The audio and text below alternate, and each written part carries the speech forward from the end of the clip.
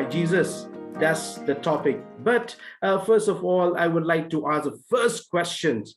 And the first question was asked to me by one of my friends, where I find it very difficult to answer. And the question is this: is Jesus really real? Did he live in flesh and blood and walk the earth real time some 2000 years ago? Or is he a myth? Is there any proof to validate it? So that's a question where I've been struggling, and I would like to put this first question to Charles Joseph. So yes, over to you, Charles. Well, thank you so much, Bishar, for the warm introduction. And hello, everybody. Thank you for making time on a Saturday evening. I know it's prime time, 7 to 8, to be with us as friends and families and sit in and listen to this 1 hour talk show on why Jesus.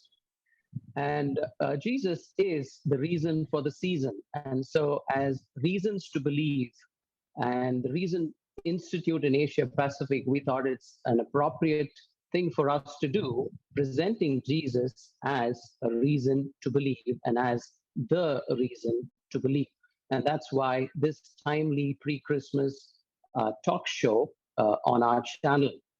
Well, to answer your question, is Jesus really real? I think you've phrased it very well. Is he really real? This is a question that's becoming popular in the last few years with the advent of a few books written by people that became, international bestsellers, where they projected the idea that Jesus is no more than a figment of the imagination, that Jesus is only a myth. But this was not a question that was asked, or this was not a question that was even debated in ancient history.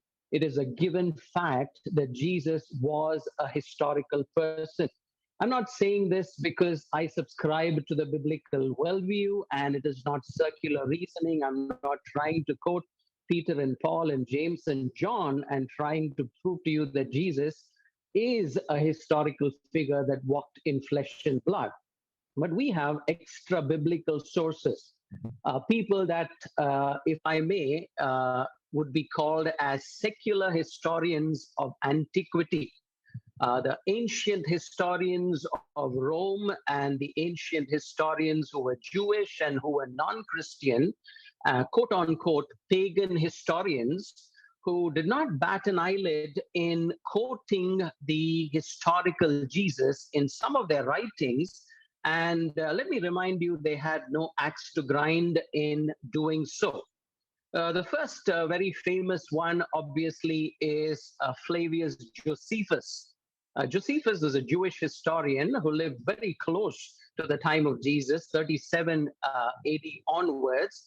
He makes two very clear references to the person of Jesus. The first one, of course, is debated because there are allegations that it could be fabricated. The second one, talking about the Jesus or the Christus, the brother of James, is a very authentic one that even ancient historians and modern historians attest to. There are several others like Lucian, Marabar, Serapion, Tacitus, Pliny the Younger, and so on and so forth, who have spoken about the person of Jesus. And therefore, even if you were to examine non-Christian, ancient, secular, historical sources and historical authors, it is very easy for anybody that is not, looking outside the window to come to a fair conclusion that Jesus truly is somebody who walked in flesh and blood 2000 years ago. Thank you, Vishal. Thank you, Charles, for giving us the historical evidence of Jesus as a historical figure.